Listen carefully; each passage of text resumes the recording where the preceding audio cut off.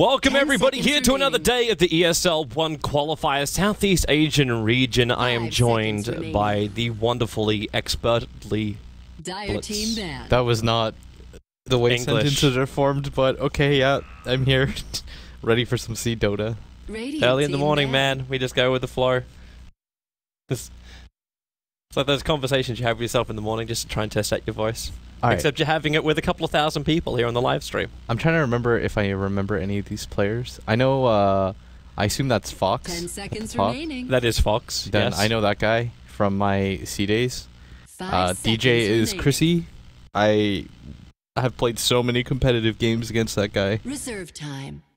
And obviously the rest of the Fnatic roster are pretty well known, but Chrissy, on a side note, most talented player for a really long time in C.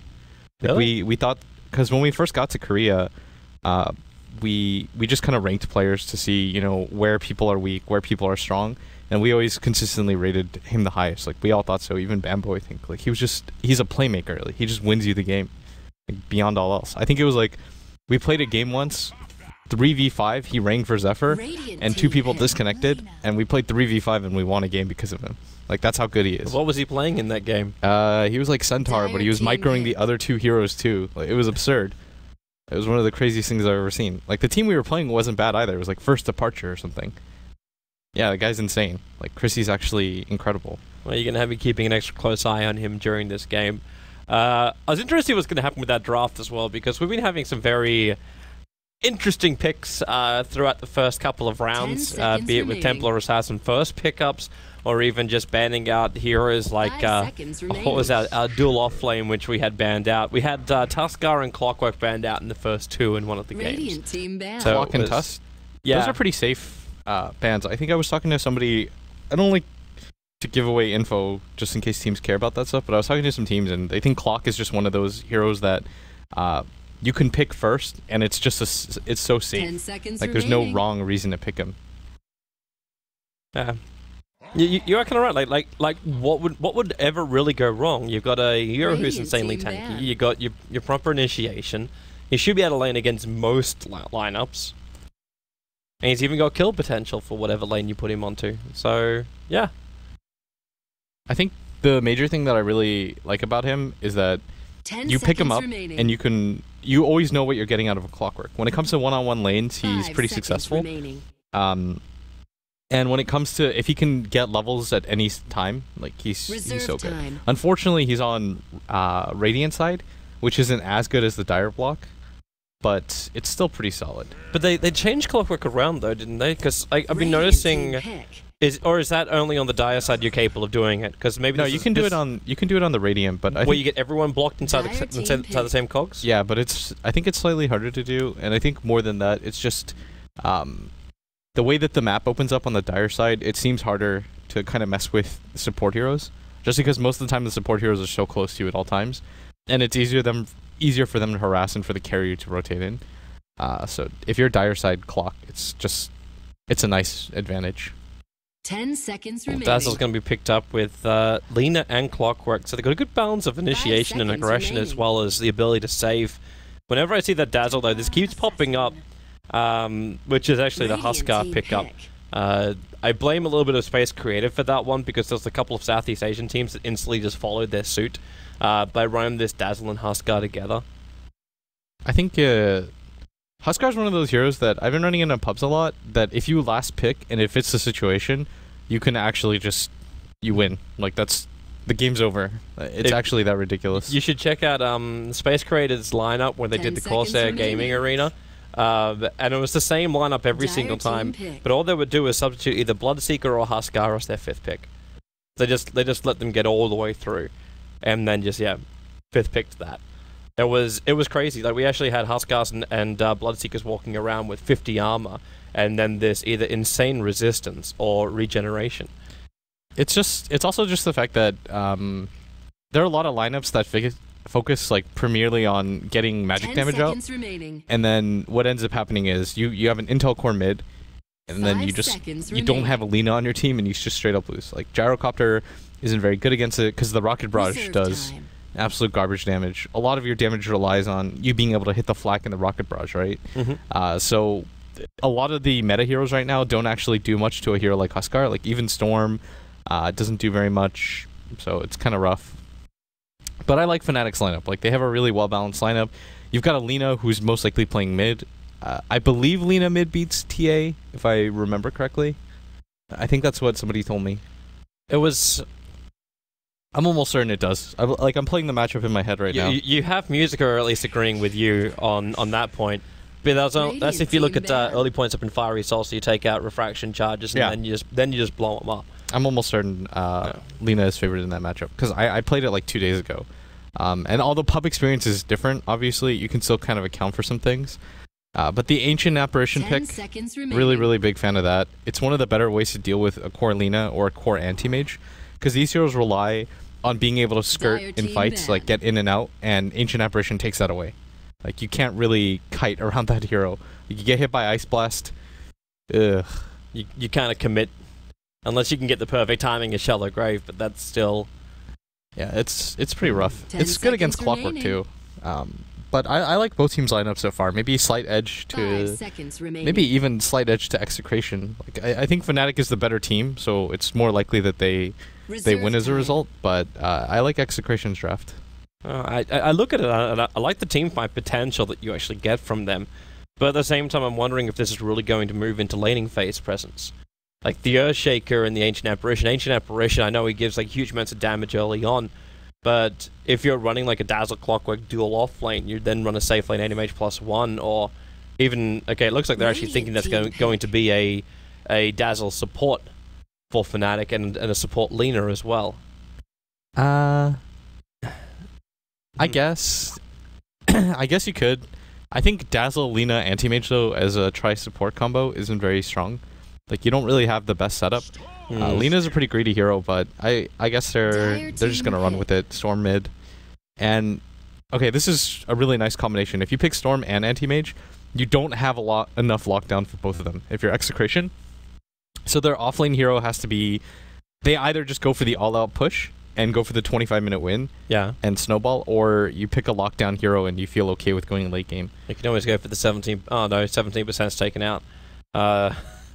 Who is even left that can go for that lockdown hero? Beastmaster's pretty good. The laning phase for him is actually pretty nice against both of these supports too.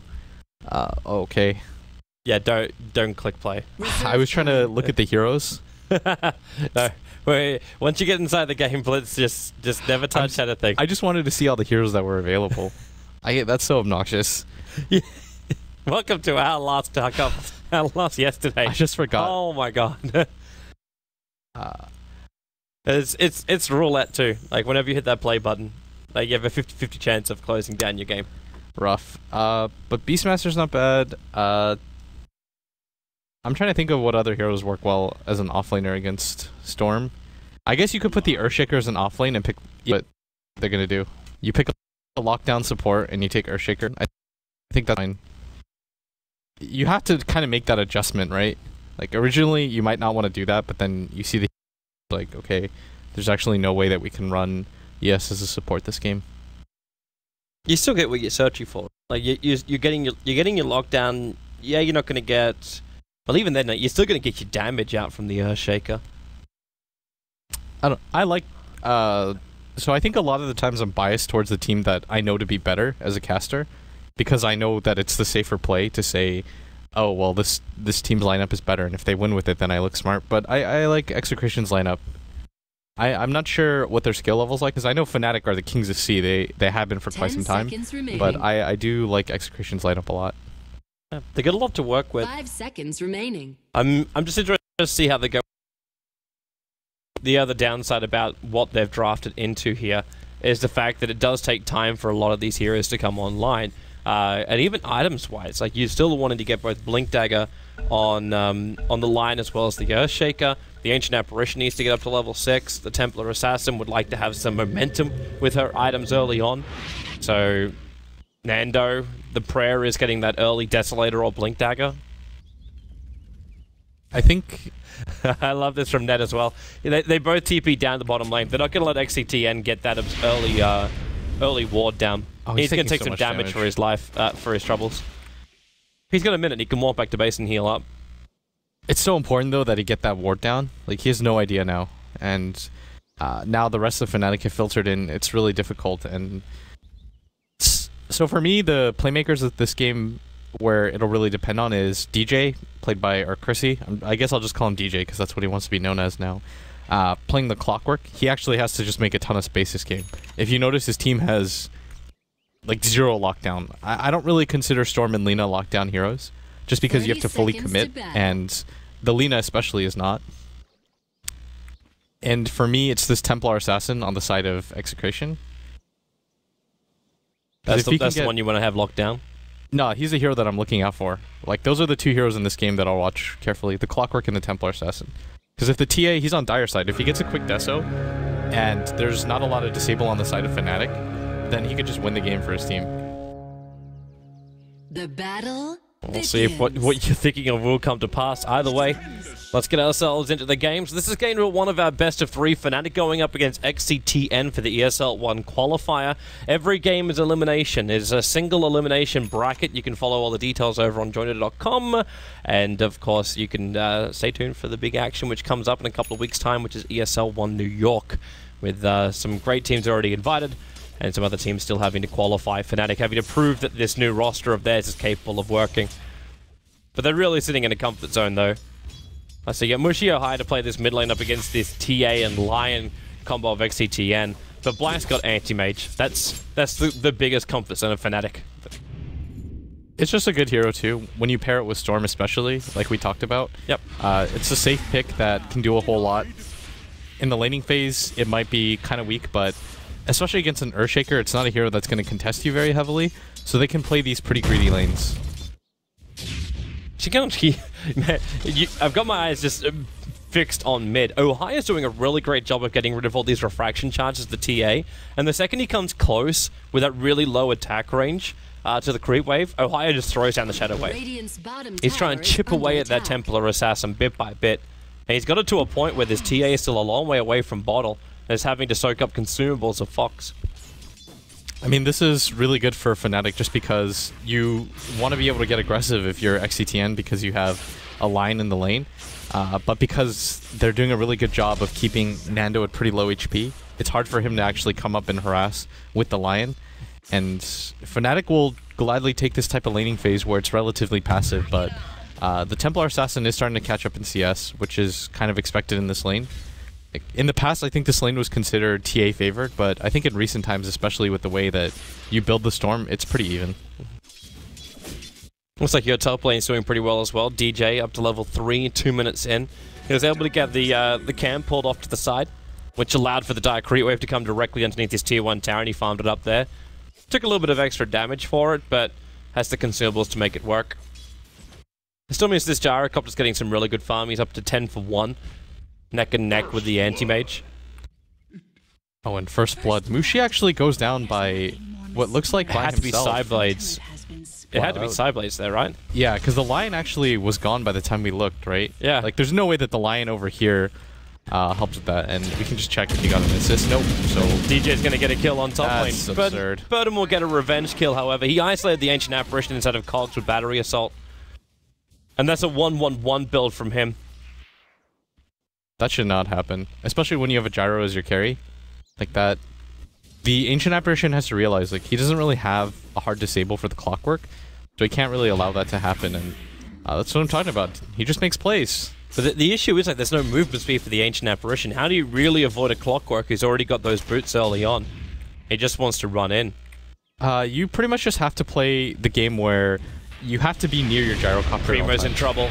Stuns are going to connect. There is the Shadow Wave heal, which will hurt a little bit as Ness just trying to body block him up so he's able to get another Light Strike array as well as Slave off. If they can connect on that stun, then Primo will end up dying. But Primo goes into the trees. The Slave, he actually jukes it around! Goes around the side. Fox will wait for him. Oh, what a god. That was... I thought he was insane. I was like, why doesn't he just run down? But nope. That was the play. It looked like suicide. I thought the Slave was going to give him the vision so they could see it. Yeah, that was a really nice play. DJ is now having a crack over a bird. He's walked point blank range into a Gyrocopter and turned on a level 1 battery assault. He's going to lose his life for it as they gave also Chilling Touch over to XctN. And the physical damage is enough to bring down the clock. Yeah, and XctN's, this is what I was talking about. The laning phase from Fnatic is actually going to be quite rough because they have no real hard lockdown disables on their team. And look at their cores too. Anti-Mage and Storm, when you think of Storm, you might think he's an aggressive hero, but that only happens in the latter portion of the game. Like in this early mid-game build-up, you almost always want to just focus on getting your own items, and it's real significant that the Templar Assassin was able to solo kill him. Like he's just going to have such a big experience lead, and it's going to slow down Mushi so much. Like he does have a stack to go back on, which is the benefit of being on the Radiant side, but you really hate to die in that position. Dire's middle tower is under attack. He's also going to make sure he holds on to these stacks, because I'm looking at XctN, where they're already aggressively moving into the Radiant jungle.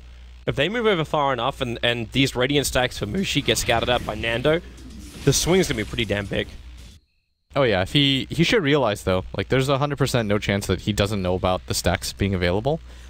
So if they want to get aggressive, they probably could actually, if the Clockwork, they do it before the Clockwork hits level 6. They could get aggressive, go into the jungle, and scout it out. But you would have to bring at least 3 or 4 heroes for that. Maybe even the Gyro to steal it. And I actually kind of think it's worth it. If you remember during TI, a lot of the Chinese teams would do that. Like, I think it was C-Deck that would just gear up with their carry, smoke into the enemy jungle, clear out stacks, and it was so effective. Mm-hmm. I remember a lot of that play as well when I was casting, oh god, what was that Chinese? I think it was actually Cena I was casting. Probably about 6 months ago now, but it was when the Chinese team was focusing so much attention over towards the Ancients area, and everyone would just like, they'd actually smoke up on each other and take each other's Ancient stacks. That was, do you remember, that was DreamHack with Alliance with Envy? That was the meta. You would just smoke to steal each other's Ancients. It was so miserable to watch. That was back when Jimmy was on EG, I think. Oh, you're talking no Tidehunter days. Yeah. Remember when they used to do that? It was like smoke to steal an Ancient stack. What a meta. Let's never ever revisit that time again. That was pretty bad. Yeah. Oh. Dazzle Illusion's going to end up scouting out the Earthshaker moving down. I don't know if ES has really had that kind of... I don't really feel like Primo's presence has been that amazing. Like, the Duke at the trees, hell yeah, like make highlight clip of that forever. But his rotations with these, like, you can't fissure block out the Storm Spirit, or at least he could earlier on. They're trying to go for it right now before Mushi hits 6, but yeah, the creep wave is pushing in. And he goes, like, with the Dazzle Illusion being picked up and the fact he got scouted out, there's no way that Mushi's also going to, like, not see this coming. Oh, for sure. That's what I'm worried that the Earthshaker's presence isn't really that high. At the same time, the Ancient Apparition's getting a lot of space here with the Gyrocopter, so they're finding really good levels, which means its Ice Blast is online a lot earlier than I thought it was going to be. Even Fox has found 3.5 levels on this map. It probably isn't the worst thing in the world for... Well, DJ shouldn't have gotten the solo kill, but the Templar Assassin is still doing a really good job right now. The Gyrocopter was able to get a kill and an assist. The Ancient Apparition is in a similar position, so even if you have a death, the safe lane hasn't gone badly for XctN. I guess the hero to watch for this game now changes, and it's going to come down to Black. Like, priorities have shifted right now, because the time period where you want to get aggressive is kind of, you've moved on from that now. And it looks like they do want to go on DJ at top, but without phase boots, there's no way the Gyrocopter catches up. So I'm actually feeling very, very relaxed right now. Just like listening to like the ocean sounds, watching Mushi farming up a quad stack with Ohio. The ocean sounds? it's the peaceful time. Like, how would you go to sleep? It's just hearing those sounds of farming. Primo's in a little bit of trouble against Black. Black did blink into him though, so he's not going to finish the job. Something a level 1 mana void. And Earthshaker's mana pool isn't really high enough for that to really hurt. Look at so if you take a look at the net worth, you might think it's a lot closer than it is because the Storm just did a huge stack, but this is just how dominant the TA has been in the lane. Like, that's actually kind of absurd, and they're going to make a move at top. He doesn't have mana, though, for this. He needed to actually have the cogs as well, but instead the Battery Assault will harass Nando back up again. And now he'll turn it. DJ, this is not the place he wanted to be, but he's got support from Ohio, and the cogs now, the mana has arrived. So he pushes him back. The Storm Spirit tries to make the most of the opportunity, jumping on Fox. Mushi unable to get the Vortex off before Fox gets the Hex. Dire structures are fortified. Interesting build by Mushi. He decided to go for the extra levels of... he only got 1 level of the Static Remnant, which is pretty uncommon if you just decide to play for the farming game, but it looks like he's not going to go for that. And he was actually farming by using ball lightning to then attack. Yeah, that's kind of the downside, is because he's going to hit level 8 regardless, and he could just get the early level Remnant first, and then go for the pull, which is what more people ought to do nowadays. So I'm pretty interested to see the reasoning behind getting the Electric Vortex at 7. You can ask him later on. Bottom tower is under attack. Right now, Black is really getting up in the face of Primo, and Primo's had enough of it. He's brought in some help. So Fox to come in from the side, but Black, like, he doesn't actually see this coming. They've only got the Observer Ward watching the Dire Ancients. I say only, that's also stopping the block of XctN, so Templar Assassin can't just flash farm that up. But he's just getting in behind the tier 1 tower, not taking the aggro of the tower, just getting into Primo's face.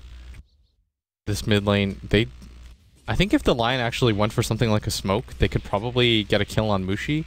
But they just seem kind of hesitant in case the Dazzle's just sitting there. And Mushi's going to go for the rune. This might actually be a kill rune too. Yeah. Well, they're going to get a kill on bottom lane. Primo. That's still a stun over on DJ, but he already got caught up. The Ice Blast! It's on the edge. It's too far up. Oh no, that was like millimeters. That's so rough. He would have thrown that as well when the fight began, expecting Fnatic just to back out, move in front of the tier 1 tower and attack it. But the Clockwork TP'd out in full vision of the lane, didn't even hide in the trees, and it saved his life because of it. He thought he was going to keep running. That's rough, but it doesn't really matter too much if they get the kill or not, because the clock is pretty low net worth. It would have helped the Ancient Apparition a lot, but for example, we're looking at Nando just farm that huge Ancient stack up, and he just continues to rise when it comes to net worth. Like, he's a full 2,000 ahead of Mushi at this point in the game. He's like got 40% more farm right now, and Mushi's not even doing a bad job of farming. It's just a testament to how well this TA has done so far in this game. But there's still the bigger problem I'm seeing for Templar Assassin. It's the anti-mage. Like, Black right now is having the time of his life on bottom lane. No one's contesting him at all. He's not near the net worth of the Templar Assassin, but we know what happens once the anti-mage picks up a Battle Fury. Yeah, at some point, XctN, you're completely right. They do have to get aggressive on him at some point. But right now, the laning phase, it's going okay. Like, you don't want to see your Earthshaker as one of the lowest 2 net worths in the game. This. With the Fisher, they're actually in position so Black cannot blink himself away, but Fox was still close enough to get that Hex off, follow up to stun, and then the Templar Assassin will drop him down. Oh, that's so huge too. Just look at TA's net worth now. He's absolutely massive now, and that helps out the Earthshaker so much, because this is going to give him a full 2 creep waves of just a free lane. So finally can actually buy himself an item. Is this even the game too, where you just go directly in for a Blink Dagger? Or do you still try and finish up things like Soul Ring as well as maybe Tranquils? I think going Soul Rings, Tranquils is okay, but in this type of scenario, he might just opt to go for the Arcane Boots because he's against an anti-mage. DJ, hookshot him, finds the Gyrocopter, the Ice Blast gonna try and turn this up, and it will end up killing off the Clockwork, especially with the Cold Feet. A Shallow Grave TP back, he may be able to survive. Oh no, he actually got stunned up. The TP will be cancelled, but the Shallow Grave actually kept him alive just low enough. Now we're into the middle lane though, where the Hex comes out, Mushi follow-up stuns, and Fox, right place, right time, and again the combination with the Templar Assassin. She's up to 7k practically net worth. This casual Yasha now another 1800 gold. This is just... her net worth is insane right now, and this is just what can happen when you're against a TA. Like, the laning phase has to go slightly better for the Storm, and Mushi just had to be a little bit more careful in the laning phase to not die. And he's doing his best to try to catch up. When he did the Ancient stack, he's been doing a good job of not showing himself on the map. But he hasn't had opportunities to really get aggressive, because his team just isn't really built like that. And on top of that, Nando's just been there every single time for a gank. And I just want to give credit to the line especially. Like, supports don't really get enough credit here, but the line's done a really good job of kind of making space happen for him, keeping these stacks up in the Ancient so he can continue to snowball. Yep. Like, this line player is doing all the right things right now. Yep. I think he was also helping out with the stacks in the Dire jungle, because Burden just took a quad stack inside the jungle. He had he had the Helmet Dominator himself, so he was doing a little bit of the work himself. He's almost got his... he's like halfway to a blink too, so... this is if you're learning how to play the 4 role, I mean, he's just showing a clinic right now. Well, it's coming back down to bottom lane to try and... maybe they can find another opening on Black. there is that level 6 Finger of Death up and running, so he's really wanting to use that. Which means the stun time you need on Black really isn't that much. If you get that initial fissure into Hex, then with your Impale and Finger of Death, you should be able to find kills. And Fnatic just had enough. They're moving everyone up to the top lane. The hook shot was well off the mark by DJ. And a lot of pings coming out just saying, yo, check this out, but there's a Haster and Mushi running in. They start the weave to get the vision too, so Lemic will end up going down as Burden. He's losing this armor really quickly. The cogs are placed down, so there's no extra support that will come in from behind. They know he's there. Find Burden. The mana point will cancel the TP. They'll beat the extra cooldown damage, but there's still 2 kills coming the way of Fnatic, and they'll take the tier 1 tower to boot. That's so significant. I actually don't think things should have gone that badly. Because they knew as soon as the mishook goes off that everybody's there. Like, they just have to commit everybody to coming up to that top lane or just attempting to run away, but Fnatic set the trap and XctN were just a little bit too slow to respond. And now XctN are going to lose more. I don't know exactly what Fox was trying to do. Ohio was just body blocking him on the tree line. The Lina will ensure the kill with the Slave. I think he was trying to get... He was just putting the Observer Ward down. They wanted an Obs Ward behind the tower, because the rest of XctN were getting ready to push into the tier 1 tower. So they wanted to see what was coming. He just wasn't expecting Fnatic to rotate that quickly. Yeah, and he has to anticipate that. And now the Templar Assassin does have a Deso, which he shouldn't show. What he should do right now is just go smoke with one other hero and immediately take the take Roshan, and then from there go for maybe even the tier 1 bottom. But they should start thinking about getting aggressive on some heroes, especially since they're about to pick up the Blink Dagger on the Earthshaker. And like you talked about, Black has his Battle Fury completed. You don't want to just give him free space with that. Like, you want to put the pressure on him, because you know Fnatic aren't going to fight you. Like, 4v5, they're going to wait for the anti-mage to get some items. Like, they're going to let you run around the map and do whatever you want. I don't think at any time you ever want... Like, it doesn't even matter if Black's playing anti-mage. You never give this guy space. He's one of the most efficient farmers out there. The Clockwork Rocket scouting out the pit, so Fnatic are being very mindful about what's happening over at Roshan. Ohio's pretty damn close, and then the blink forward. They get the stun. The Ice Blast won't even reach there in time. But that's the Dazzle down, so there's no weave to scout out the pit. But at the same time, Clockwork's still pushing at the bottom lane. He'll rocket in, and always have that fear of the hook shot as well. So yeah, there goes your rocket up. They realize it's 4 players inside the pit. Roshan's down to half life, and he's negative armor. They're ripping through him really quickly. But is this the YOLO play? I think it is, actually. I think you just go for it. Oh, there it is. Hook Here shot. we go. Pushes in there too. He snatches the Aegis, and the Cogs push him up on the hill. The Echo Flame does nothing apart from tickle the bark. They are in real trouble. Anti-Mage will take out Burden. Nando is at least still fighting on the high ground, where he managed to kill off the Storm Spirit. But he is stuck up there until the Kuro can bring a TP scroll out. That wasn't exactly the plan. You have to go for it there, just because you know that Nando is getting quite low, and the positioning too is just perfect for the Clockwork. Like, that was such a huge play by DJ, being able to force both of them up onto that cliff. Like, the fight could have conceivably gone even worse than that, because the Clockwork would have gone down for that as well. They managed to bring down Mushi twice. The good news for XctN though is that they did kill Mushi. Nando's just getting a ton of gold right now, and they did manage to get the last hit on the onto the Roshan. So all things considered, it's okay. But Fnatic, I mean, if Chrissy doesn't hit both of those cogs up there, it could have gone a lot worse. Oh yeah. But because it goes the way it does, that means even Anti-Mage picks up a kill, he finds more farm, keeps that top lane pressured out. And I'm seeing more and more map control being lost here for XctN. Like, yeah, they've taken the tier 1 tower in the middle lane, but they've lost both their side lanes. Which gives... I'm not seeing the jungle being threatened to Fnatic anymore, and in fact, Fnatic's just threatening the Dire jungle. Yeah, right now, it's... either they have to go and gank Black, or just accept that he's going to get a lot of farm. They gank Clockwork instead. The Lion's able to find the last hit. He didn't have a Finger of Death up for that fight. But with the Ice Blast and the quick movement... It's actually one of those very few times when you look at the lineup, because like with Storm Spirit and Anti-Mage, like, you were mentioning it during the drafting phase, like, how do you even lock these guys down? But with Templar Assassin traps, the Lina, the Dazzle, and the Clockwork actually have real problems with that. Is this almost one of these times where you look for 4-staffs to just get yourself free? Oh yeah, it's going to help against the anti-mage a lot too. You're going to notice that the Lina is going to go for the Yules, which is pretty customary, but I would like to see 4-staffs as the next items. Maybe even Glimmer Capes, actually. Maybe Glimmer Capes are more prioritized, just because of the line finger damage, the AA Ice Blast. Like, the only real physical damage dealer that I see as a huge threat is probably Nando playing the Templar Assassin. But even she's not that bad, because only 1k HP, no magic resistance at all, no BKB or anything like that. So their team isn't very... they can't really run in, but they kind of have to, because you can't just let Black continue to farm like this, but at the same time, this passive game style does not benefit you. Oh, that hook shot! Nando actually took a step backwards so he didn't get hit by it. Yeah, Fox was just looking for just a solo pick. He's still getting a nice little 4-man Ice Blast, but it's not going to be an achieve anything. They were looking for just that one little pick off with the rotating, with like either Black rotating or something like that. Get the kill, get the hell out of there. And Nando just left him for dead. The second he realized the Clockwork was there too, took a back step so he didn't get hit by the hook shot.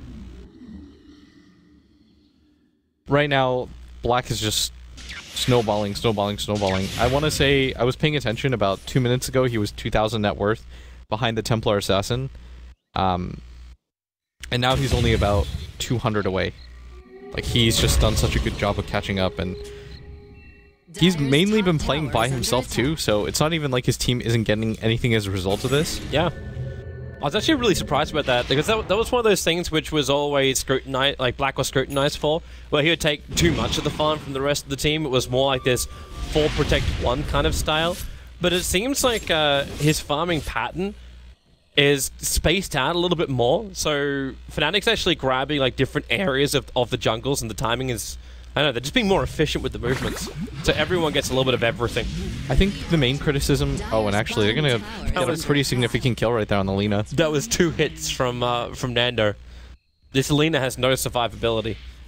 But what I was going to say is, that's actually a really good point you bring up. I think a lot of the times when I would watch Black play, you would go for the safe farm if he was playing a hero like Anti-Mage, where he wouldn't really pressure or bring any pressure to his team, but nowadays, I mean, you're seeing him push all the way up to that tier 2 at top. That's just trust in your team. And if this mid tower goes down too, this is going to be pretty significant, because they can't really just higher that up. He has to self-grave himself, but that means he's going to lose the Clockwork, the Echo Slam, and Finger of Death committed to ensure the DJ drops. So XctN commit quite heavily with their ultimates. That Finger of Death has a very long cooldown time. And what value was really lost here for Fnatic? You lost your Clockwork, but you're not losing any kind of map control because you instantly go into a split push. Yeah, more than anything, you either have to kill Black or you have to kill his teammates. And they're getting some pickoffs here and there, but the pressure game is still definitely in favor of Fnatic right now. Like, you look at the score, it's 10-9, and largely XctN has been ahead, but you look at the net worth and the XP, and it's now started to kind of gradually go Fnatic's way. And this is just on the play of Black being really safe, not getting caught out whatsoever. He's got 214 CS already at the 22-minute mark, and he might actually just grab a solo kill here at top if they're not ready for it. Well, that's if Ancient Apparition comes closer to the tower. Most definitely. He should get this. He's being very cautious though, because he doesn't know where the rest of XctN are. They're very blind in the bottom lane. So they'll see Burden arrive, and now Nando also reveals himself. Net does not want to be here at the moment. Limit, come on, you know you don't want to. He's in range. Oh no. There it is. He was so careful for so long, but I mean, Black was just more patient. Dire's middle tower is under attack. He had to be sitting there going, oh, Black's gonna be farming up Radiant jungle. Like, he's gonna be in my jungle. He's not just gonna be sitting in the tower. The funny thing is, though, they saw him blink there a minute ago. Oh, and at top 2, this is just gonna mean more kills for them, and this is so huge. They even just leave him to die injured. This is going to be a tier 2 as well, and I mean, Mushi he's probably 7 minutes behind in farm, but it doesn't even matter just because Black has been creating so much space at top. Yep. Like, they might get a kill here, but... Oh! It's like she just softens him, softens her up in this case. And then just pounds her down. There's the tier 2 at top, though. And they're just getting trades every single time. The Manta's about to be completed on the Anti-Mage. Black's actually going to go for more. He's blinking into the tier 3 tower. That's a kill. That's a kill. They have to get a rebuttal for this. Well, how? His movement's so quick. You got the Blink Dagger on the Templar Assassin. The Fissure can't connect. And Black will just keep blinking away. Oh no, that's... You lose a tier 2 tower. You literally just watch your Ancient Apparition die in the base with no rebuttal. He's going to have a fully completed Manta style now, and things just get And it's not like things get easier from this situation. There's your jump forward. That's a double damage room, but the Cogs pushing Templar Assassin away does not want to keep the chase going. Probably worried that it'll be both the Clockwork and an anti-mage that Nando would have to deal with. This really reminds me of how... this is the moment. Oh, the stun! It's off target. No, they can't miss out on these opportunities. And now DJ's going to isolate the Lion. Lion's got Finger of Death. He'll kill himself to do it if he doesn't. And he doesn't want to, but he's going to do it anyway. The Blade Mail was up. That's what stopped him. The Ice Blast hitting pretty heavily into DJ. And Nando's going to try and capitalize. Blinking forward to find the kill. But Net with the Yules into stun allows for Black to come in. But it'll be Laguna Blade to kill secure. Going 15-12 now. XctN. It almost looks like they're getting frustrated with the fact they just can't find the picks. No, that's completely what it is, because at this point, they're starting to realize their laning phase went so well, and they got the Templar Assassin so much GPM, but it's not really starting to matter because Black's been playing a really good team, and his entire team has been playing around it too. Like, the Stormsphere doesn't show himself on the map, doesn't allow himself any opportunities to get picked off, and Mushi is kind of willingly giving up the one position slot to Black, and you're seeing it just pay off, because he's going to take a tier 2 tower for free, and now he's just playing with reckless abandon. Like, 4 or 5 gank attempts in a row that don't work, you're going to start to just get cocky. Like, you're thinking to yourself, there's actually no way. Like, they just have to commit too heavily to kill me. Maybe even at this point, it's too late. There's 2 times where you either gank the anti-mage before he gets the Battle Fury, or right after before he gets the Manta, and both times have kind of just gone away. I almost feel like the only way they can kill that anti-mage is with like a Blink Echo Slam initiation. The Templar Assassin has to be hot in the heels. But at least he's got Blink BKB, so when it comes to the fighting, the Templar Assassin is still very strong. And we've got to keep our eyes on this Gyrocopter. He's also working his way towards that BKB, being 400 gold away. So the XctN team fight is still a powerhouse. But their issue is being split push. But it looks like Fnatic's going to be quite willing to give them a team fight. Earthshaker being dragged back. Lion can't get the Hex off in time. Can't even get there in time. I actually thought XctN was a lot closer to their Earthshaker using him as bait. But they'll lose him, and now they're going to lose top. They had to get something out of that again, because they had the numbers advantage right there, and they're still losing heroes before that. I think XctN, they played the laning phase really well, but things are kind of just starting to fall apart because they're getting frustrated. Like, they can't really kill anybody, they're not finding opportunities on the map, and they're probably just scratching their heads and saying, what really went wrong here? I'm trying to also work out what is going on here with the 2 Obs Wards. So this one, correct me if I'm wrong, but it's actually blocking the Ancients sitting in that tree line. Yeah, I think it does. And the first one is just meant to... It's really just Roche. It's just... They're trying to get complete advantage of the map right now. That just helps with one of the objectives in Roshan. I think the Ancient kind of counts as an objective too. So they're just splitting up the map. Well, they saw it. Those 2 Observe Wards I was flagging out before saw the Templar Assassin blink into the pit. So in the meantime, Black is going to force out the top lane. Mushi's not actually close. Like, you can jump to the tier 2 tower. Actually, the Templar Assassin blinks out. They're really, really uncertain about what Fnatic is up to, and rightly so. Like, they got no vision. Like, they got 1 Observer Ward, which is down inside the Radiant jungle, but everything else was taken out because of the gem, which is on the Dazzle. A lot of sentries on the side of XctN, but when it comes to actual vision, their map is so dark. Like, this is the one ward they have up right now that hasn't been dewarded. You've got some TA traps here and there. No, they have it up. Oh yeah, sorry, that one. Yeah, they've got one. So they just lost one inside the Radiant jungle. Yeah, they've got one. And actually, Fnatic, I mean, XctN has done a really good job of keeping up with D-wards. Like, credit where credit's due. The problem, though, is you do need to get some vision up right now, and Fnatic are just kind of playing really aggressively all along the map. Because they realize at this point, you lose 1 hero, it doesn't matter because they've been given like 8 minutes of free farm space. Oh, and Black even sniffs this out. This is fairly significant right now because they're not getting anything out of this. This is one of these things I was wondering if we're going to see from this new Fnatic lineup. Just the ability to keep presence of mind. Obviously, the experience of these players is always going to weigh in there. Where you're like, okay, they're all missing. Like, something is wrong. Let's just back it up. But it kind of feels like they move with purpose. The second they realize something has happened, they go, okay, now it's time to trade. But even on the way down, it's like, we farm up here as well, we farm up there. XctN are coming in to try and contest Roshan. They cannot win a fight against Fnatic when they also have an Aegis for the Immortal. So they Ice Blast in, and then Echo Slam too early for Primo! Roshan's going to punish him by just beating him down, but Nando will also arrive for the fight. Net, Yule setting himself up. Berserker was just killed off by Roshan. The cooldown is a really good position for him. Ohio's going to self-grave at this point, but Fox, with that mana void, he'll end up going down. They pick up the Dazzle, and there's also a nice little gem that'll get into the hands of the Gyrocopter. So it's a 2-for-2 trade-off. Black coming back further. Gets a lucky bash onto the Templar Assassin, and Net, they know he's up there. The Vortex doesn't reveal him because he's just far enough away that the vision isn't there. So the Light Striker race done. Mushy sitting on the cliffside. The Remnant will give them the perfect vision inside the pit. And now Black to the front line. Roshan actually taking the moment again. 2 snatches in 1 game. Mushy goes to work. Nando's going to drop. The Gyro being Yule Scepter up. There isn't a Light Strike ready to control. But it doesn't matter when Black is there. The Laguna Blade will actually get the kill. A triple kill for the Lina. So XctN, you may have taken Roshan, but you've lost the war. How does Net just get... How is he just able to stand up there for like the entire fight and it pays off? Like that was the majority of it. XctN were actually in a decent position where they traded 2 for 2. Unfortunately for them, they lost their 2 lockdown heroes. And once that happens, the Anti-Mage and the Storm Spirit feel so safe to do whatever they want, and you saw that in that fight.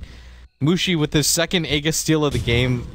If you think about it, if they were able to get either of those Aegises, especially the first one, the game could have just been over. Like, XctN could have just 5-manned, put an Aegis on their Templar Assassin, have her hit towers. You had an Anti-Mage with only a Battle Fury, Mushi who had nothing. Like, if you remember correctly, Mushi had like 1 Oblivion staff at that point. If they are able to get either Aegis there, the game might just end, but Fnatic contesting it every single time, and with no stuns on the ground, that's just a free Aegis. Like, it's just a right-click race. The race keeps getting won by Fnatic. I'm wondering how long until they reach the finish line, though. Because Bly's coming into this tier 2 tower. It doesn't stand a chance. The T being in support, so Burton's going to come. He doesn't turn the flag cannon on straight away, but now he'll take out the wave. They're actually trying to scout out their own Ancients with Ice Blast. Those Ancients aren't coming back for another minute, at least. Burden now initiated on by Mushi and Black right behind him. With a Mana Style pop, they go for more. It's the Orchid attack into the Ancient Apparition that will also pop him. This is troublesome.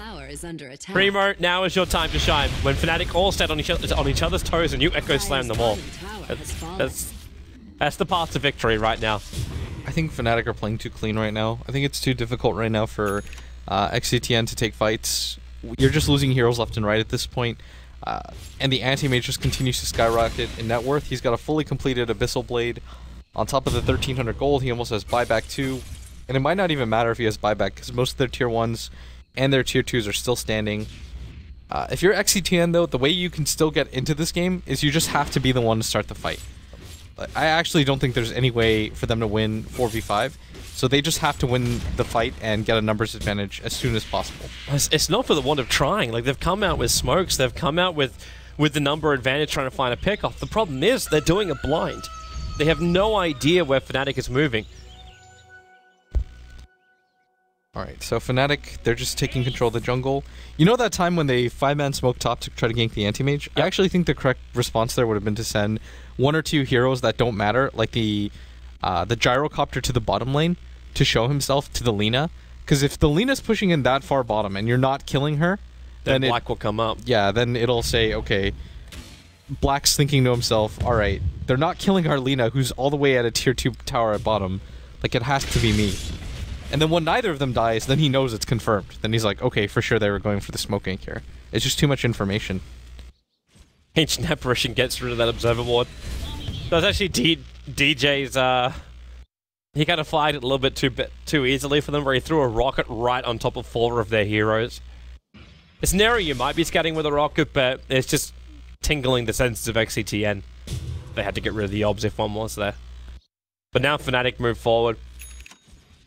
So if Fnatic know that, like, XctN cannot win the head-to-head fight, is this just that moment where it looks like what they're doing right now? Like, just group up and go. Just push into a lane and take the fight.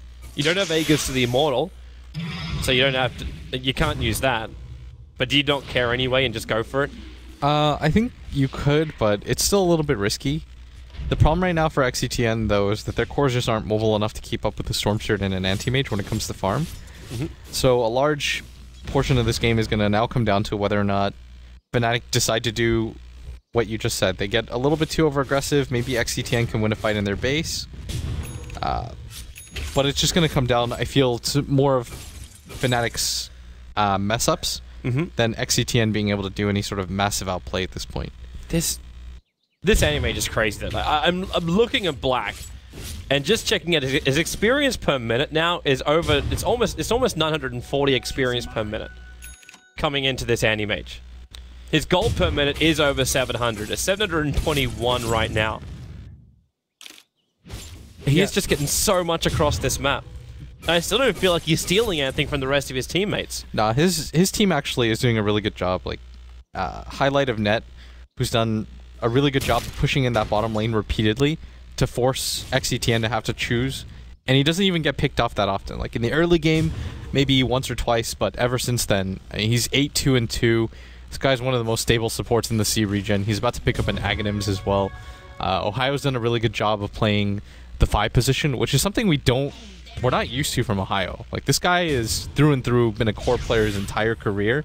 So he goes from playing the 2 or 3 position to all of a sudden having to play a hard 5 role. Like, that's pretty tough. Seems to still be doing his job for it. Echo Slam on top. This is big. Black needs to die right now, and they've got enough. Oh, 1,007 gold. It's the 1007 coming in for the Templar Assassin for money, and they're trying to capitalize on even further. Mushy jumps forward with the BKB, but Nando is here. Mushy losing life very, very quickly. The vision from Primo actually locking down Ohio, allowing Burden to get that damage, and they'll take out the Lina too. Mega kill streaks galore are coming down. XctN, it's the moment. There's no buybacks on all 3 of these heroes. You gotta go for it right now. Like, you actually have to get racks out of this, otherwise the game... Yeah, you just took so much. Like, how many opportunities are you going to get where the Storm's BKB's on CD, you don't have buybacks on anybody? Like, this is your moment if you're XctN. This is what you've been waiting for the entire time. You called it. Primo had to get that Echo Slam off on the Animage. We saw a few failed attempts in the early game, but this is the one that matters. That's so much of a net worth swing. Like, the Templar Assassin actually just has 5,300 gold right now. Like, they have to get a lot out of this. They don't know where they can go, though. They want to force the buyback down the mid, but the creep wave was so far back, they couldn't get there in time, and they're realizing they may take the tier 2 tower in the mid, but they won't get any more. They're not getting anything else out of this. They just take the tier 1 tower on the top.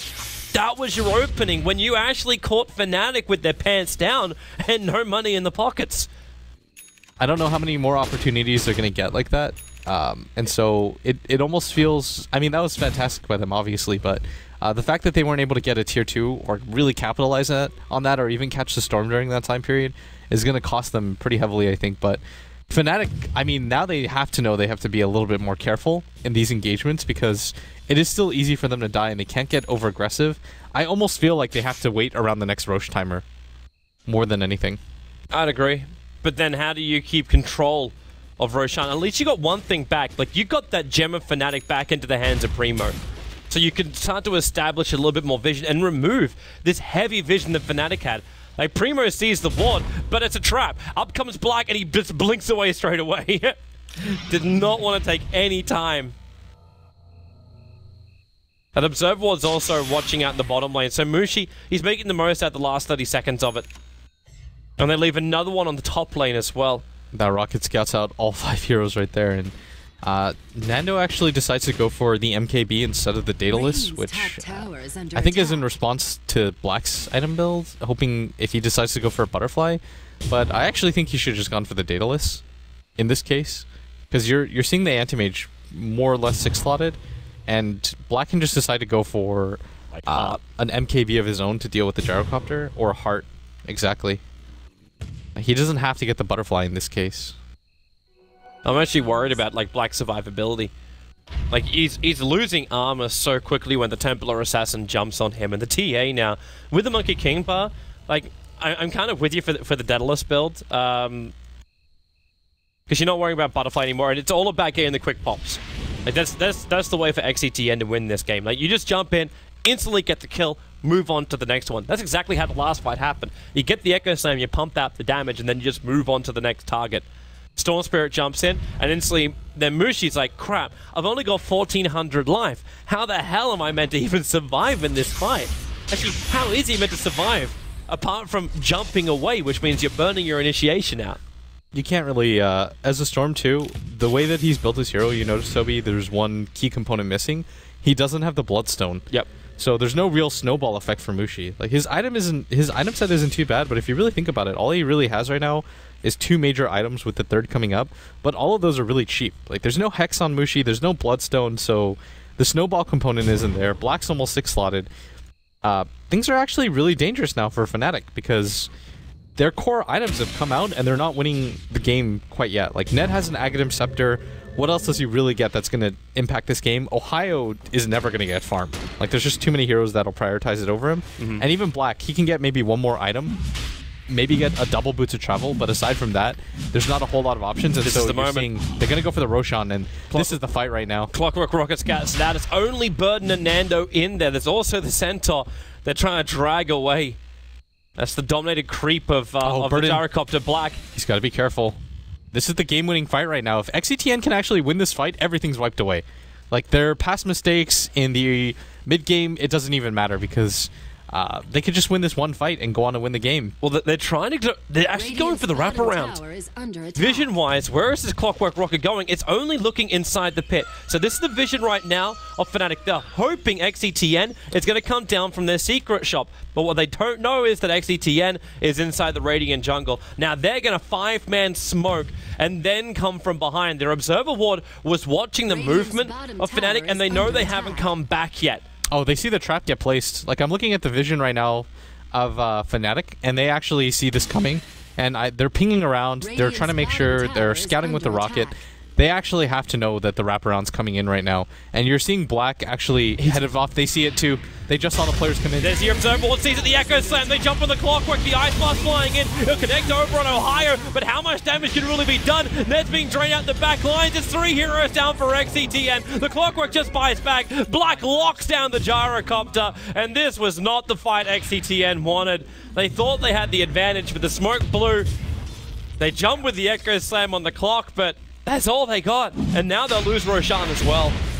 That's so huge. Like, they could have won that fight feasibly, but the vision game was just a little bit too smart by Fnatic. They knew that the wraparound was a potential, especially when Mushi didn't get caught mid. They had to know the long one was coming. I actually think the move there then is to double back and go around like this, and to actually go the long way and to fight, because that's the only position you can really take a fight at that point. Like, XctN could have won that fight. And that could have been the game, especially if they catch Mushi, because he doesn't have buyback, no Bloodstone charges or anything like that. No buyback on any of your supports. That could have just been it, but Fnatic instead, they take a really dominant fight. There's no buyback on... actually, they do have buyback on their Gyrocopter, but they're trying to see if they can hold it. Without the Echo Slam, it's a lot more difficult for XctN to get that initial control, because they don't have an instant stun. You got the Blink to Hex potential to come out from the Lion. But if he's on the front lines, he's more than likely dying directly after. Hookshot's going to miss from DJ. So that's on cooldown for under a minute. And Mushi will take out the Ranger Axe, getting much more than this, however. Like, the Gyro didn't have to use his buyback, so he saves his money for now. And XctN only lose their Ranger Axe. That could have been a lot worse. Kind of similar to when Fnatic got picked off. XctN potentially could have got a lot more. Yeah, you didn't have to use the buyback on either of your major cores, so it probably wasn't the worst deal in the world, but... I mean, you're just kicking yourself in the foot if you're XctN, because there have been opportunities for them to win this game. Like, if that fight goes properly, then... And they don't have to blow everything on the Clockwork, they could conceivably win this game. But they just had to use so much, and the clock took so long to die because of that shallow grave. Oh, they found Burden. Oh, no. I'm not sure why he was there. I think they were trying to bait him and swing around, but... The rest of XctN wasn't there in time. Yeah, they were so far away. Like, that was just a free kill for Fnatic, and that might just embolden them to go for push number 2 and at least force the buyback, because the Gyrocopter's just so squishy in this game now. I love this timing as well. Like, it's like, okay, Ohio, you got to replace the ad and the Black just sold. So Black sold Vladimir's offering to pick up the Assault Cuirass. This Templar Assassin now isn't able to do the same pop that she did previously. There's just too much armor kicking in for Fnatic. Oh yeah, you're right. Instead of going for the Heart. Yeah. I actually think that's the right decision. Because if you go for the Butterfly, it usually shores up both those defenses. Like, the amount of agi that you get kind kind of helps out a ton in this There's regard. a long jump in. Black, they're going to go for it. The Abyssal Blade is still on cooldown for now, but the Ice Blast well off target, so that allows Mushi just to go ham. Back in behind, almost to the well. Chasing after XctN. Not a lot of mana left behind him, and he doesn't have a good regeneration. Only the Tagus Immortal. Primo comes in for the Echo Slam, but he only really got Mushi. It's a three-man fissure, which is nice, but DJ, he's the man to get the opening. The Ancient Apparition Nurshik is on the sideline. Nobody's Never dying. copped the Finger of Death, but it does not matter. They lock down the Templar Assassin. This is over. They've lost too many heroes. XctN, all in the well. Only one can buy back, and that is the Gyrocopter. But they will lose bottom racks and probably the game here. You've got 2 buybacks on the side of XctN, but without any of their lockdown disables, I don't actually think it matters that much. Yeah. We're just at the point where they're fighting to the bitter end just because they can. Yeah, exactly. But Fnatic, they're going to take this racks, or they take the bottom racks, they're going to go for more. Burden's caught out, he does have the BKB, but DJ still has the 4-staff up, and he's just going to outplay him now. Mushi still has the Aegis as well. And there's your bashes coming in. Burden, actually they're going to let him live. He gets back to base, but Black's there on objective-based gaming. Nando jumps in for net, and then Black blinks forward. Like, okay, you want to come out that far, we'll just kill you off, and then take out your fortress. The Ice Blast didn't connect on the Lina, which is what they needed for any kind of kill. And there it is. Good game, well played. The game was good, and well, they bounced back and forward, Blitz. I mean, that was a really close game. I enjoyed watching that. I thought there were a lot of opportunities where XctN were just out of the game, but they did a really good job, especially with that 3 gank. When they got 3 heroes out of that, they finally managed to pick off Black. Nobody has buyback, but they weren't able to capitalize enough because the creep waves weren't pushed in. And then you saw the 2 Roche fights, the 3 Roche